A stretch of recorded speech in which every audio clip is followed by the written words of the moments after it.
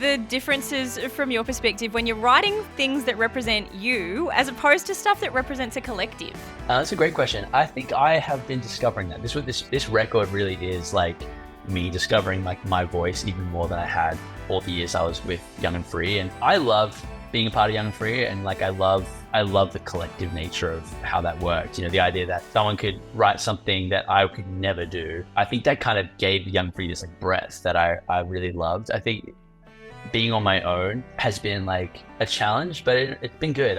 I feel like I've been able to have more freedom, and like Young and Free also, we were writing for our youth context. So we're singing to a generation of young people who are going through things maybe different to the things that I was. So you kind of have to put yourself in their shoes a lot of the times. I think this record really is just like what God's been doing in me. And so that's been the difference. What is some of the differences between, you know, singing for a younger demographic compared to a more adult perspective? Like surely that's got to be challenging when your own experiences are evolving past the people that you're writing about or for. When I was in Young and Free, there was like, we were kind of actively involved in the youth ministry. So we were aware of what was going on, and the songwriting was very much like catered to that. You know, we'd sing the songs on a Friday, and if the young people responded well, we're like, okay, well, this is good. I think for me now, it feels, it's not that it's more honest, but it feels like I have the liberty to be more authentic about like what God's doing, you know, if that makes sense. How did 2020 and a lot of the rattling, I suppose, of that time, everything that happened in the community you were part of after, how did that real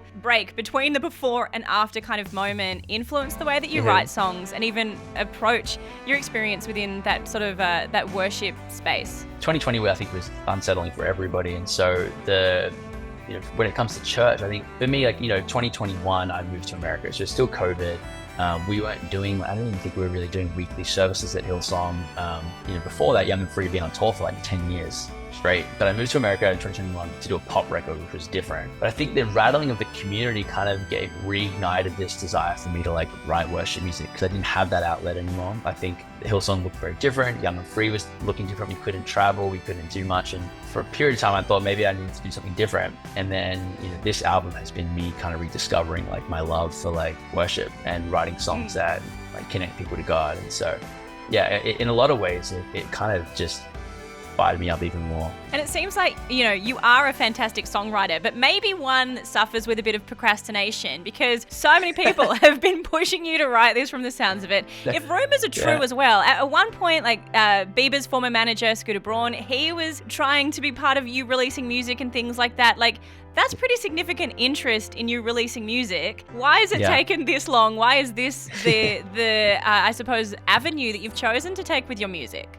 Like the community that I was part of, Hillsong, you know, changing so much, and me being here. And I think I just realized, like, you know what, at the end of the day, like the one thing that like I love to do more than anything is like write worship songs and write songs like that connect to God and connect with God. Not that pop music can't, but I just was like, this is what I feel like doing right now.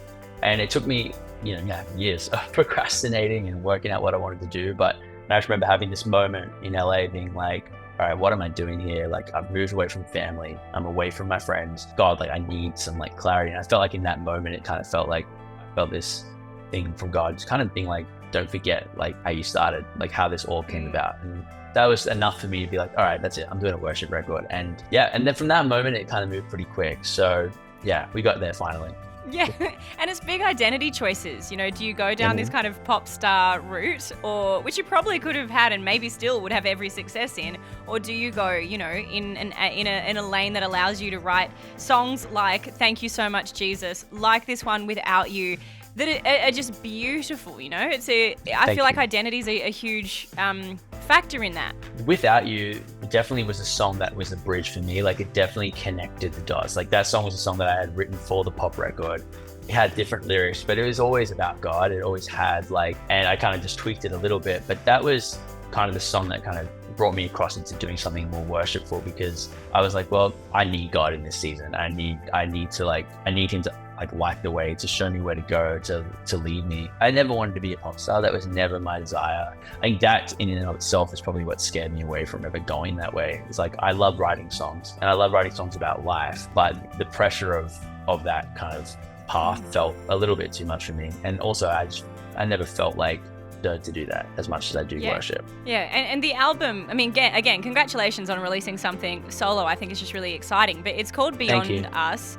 What's the idea behind that title? That title came from a multitude of things, but essentially, like, you know, during the period of indecision and working out what I'm doing, like, I think the thing that gave me the most peace was just knowing that God kind of, his ways are beyond all of mine. Like, his plans for me are beyond mine. The idea that I know nothing and God knows everything, sometimes that can feel really daunting, but for me, that gave me this peace, like, okay, I was going to trust God and let him like lead the way. And Beyond Us was definitely intentional because, you know, as I got into making the record, it's a very collaborative recording. I had 3 or 4 people produce it, and there's like 5 or 6 different artists featured on the record who are really great friends of mine. And so it's not really just a story.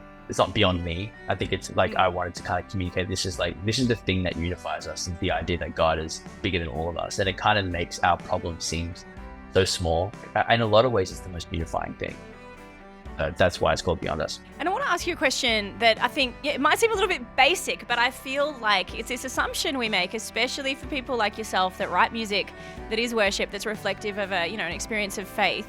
Why do you love Jesus? You know, why is it Jesus for you? Why is he who you want to follow, and why you think it's worth kind of dedicating your life to him? I think he changed my life. He gave me purpose. Like, I was a young teenager who was so unaware of what life would look like, was scared of the future. And I think, you know, the moment that I met Jesus in those years, I don't know, I just felt like I was filled with so much peace and clarity. And like, I think Jesus as a person was also like the kindest, nicest, amazing guy. And it makes it easy to follow somebody like that. I also feel like the community that comes around Jesus is like life-changing too. Like, the friendships that you make gathered around Jesus are amazing. So that's, for me, has always been like the reason I've loved Jesus.